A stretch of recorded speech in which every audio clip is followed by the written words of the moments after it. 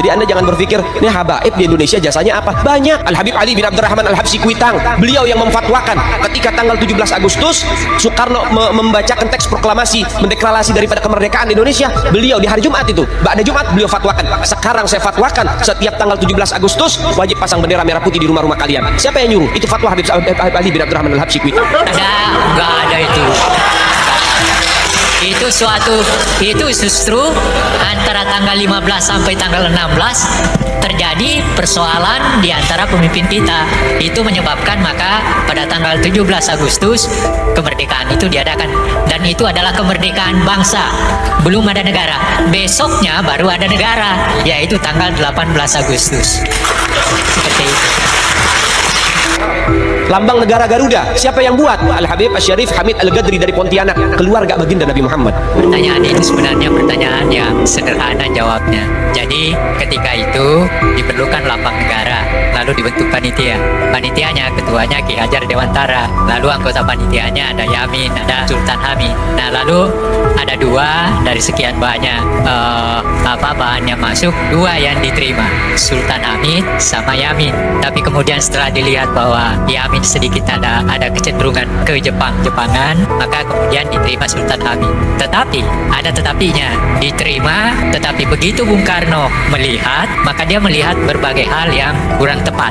Maka dia panggil seorang seniman namanya Dullah, lalu dia katakan, Dullah, perbaiki itu. Maka diperbaiki. Jadi yang kita lihat sekarang itu bukan asli dari Sultan Hamid, tetapi itu adalah perbaikan dari kehendak Presiden Soekarno yang ditugaskan kepada seorang seniman yang bernama Dullah. Faktanya seperti itu. Itu yang pertama. Yang kedua, saya menolak Sultan Hamid sebagai pahlawan nasional karena pada tahun 1904 pangkatnya dinaikkan dari kolonel menjadi mayor jenderal di negeri Belanda. Pada tahun itu kita diburu-buru oleh Belanda, ditembakin dan sebagainya. Dia tidur di negeri Belanda. Bendera merah putih, siapa yang memberikan instruksi kepada Bung Karno untuk membuat bendera merah putih sebagai bendera Indonesia? Itu adalah fatwa Al-Habib Idrus bin Salim Al-Jufri Palu Al-Khairat. Nggak benar. Jadi jangan menggunakan sesuatu yang penting bagi negeri kita hanya untuk kepentingan diri kita dan kelompok kita. Banyak lagi dari kalangan para dzurriyyat Nabi Muhammad SAW yang jasanya besar di Indonesia, tapi kita nggak ada yang tahu. Kenapa? Karena itu kami nggak cari popularitas, kami nggak cari madah pujian, kami nggak cari tempat kedudukan, yang kami cari ridho Allah dan Rasulnya. Mereka mengatakan bahwa Mbah Hasyim Asy'ari ini ketika mendirikan Nahdlatul Ulama, termasuk para founding father kita mau memproklamirkan kemerdekaan Indonesia, itu tanggalnya atas restu daripada Habib Ali Habsyi Kuitang. Itu saya nyatakan salah besar. Yang kedua, ketika di Indonesia ada yang mengagungkan Habib Kuitang, yang katanya dia ini adalah orang pertama yang mendirikan taklim, metode pengajaran di Indonesia, itu bohong.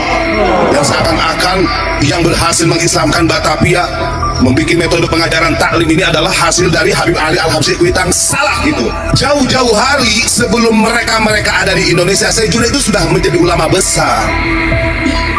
Syekh Junaid Betawi ini hampir dilupakan loh di tanahnya, di Batavia. Kalau sekarang Jakarta, orang sibuk-sibuk jaroh kok makomnya Kuitang. Ulama kita yang sebenarnya berjuang dilupakan. Ada upaya-upaya dari para Habib ini untuk menggeser itu semua. Supaya apa? Supaya ke depan minimal kalau orang sejarah tidak hanya ke Wali Songo tapi juga kepada Habib. Makanya tiba-tiba ada Habib yang bikin makam palsu gitu. Itu bahasanya lain, agak berat itu. Ada Habib yang karismatik, yang jamaahnya besar, tiba-tiba bikin makam palsu. Itu tujuannya apa? Untuk menyaingi makam-makam Wali Songo gitu. Agar ke depan 10-20 tahun mendatang anak-anak kita tidak lagi ziarah ke Wali Songo tapi ziarah kepada Habib-Habib ini gitu. Kenapa? Karena inilah awal mulanya gitu. Mereka ingin agar Wali Songo itu dianggap bukan keturunan Nabi. Nah, kalau ini kemudian dibiarkan, tidak kita berikan perlawanan, jangan-jangan sejarah di Indonesia juga akan berubah dan kemudian tidak diakui lagi bahwa Wali Songo lah yang membawa ajaran agama Islam di Indonesia.